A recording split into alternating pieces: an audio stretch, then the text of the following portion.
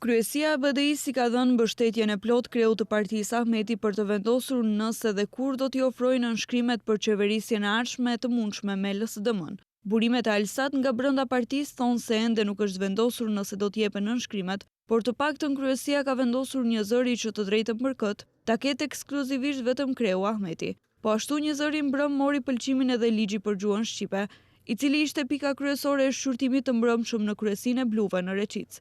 Alsat mëson se nuk ka pasur asnjë antar kundër dhe është votuar një zëri nga antarët e kryesisë së gjerë. Janë shqyrtuar 1-1 të gjitha anenet, ndërsa janë dhënë sqarime për mënyrën se si do të funksionojnë agjencia dhe inspektorati i gjuhës. Bujar Osmani, antar i kryesisë dhe njëkohësisht zëdhënës i partisë, u shpreh me tone pozitive lidhur me këtë arritje, ndërkohë që theksoi se së shpejti BDI-ja do të hap debate edhe për pikat e tjera. Kryesia e BDI-s shteri gjitha argumentet sa i takon ligjit për gjuhën shqipe dhe në fund edhe unanimisht dha pëlqimin për tekstin e këtij ligji. Ashtu me këtë përmbyllim këtë pjesë të debatit dhe prej ditës së premte në fakt do të fillojmë me pjesët tjera të eventual të harmonizimit të mundshëm të një platforme për bashkëqeverisje.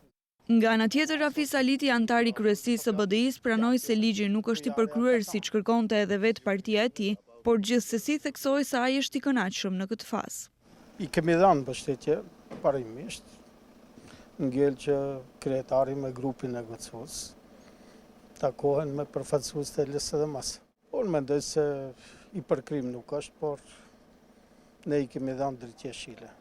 Mbledhja e kryesisë së BDI-s do të rikthehet të premten gjatë mbrëmjes së të cilës pritet të vendoset për tema të tjera, si dhe mundësinë që Ahmeti të shpallë zyrtarisht dhënien e nënshkrimeve Zaevit, të cilat do ta ndihmonin Zaevin për të shpallur si mandatar nga presidenti Ivanov.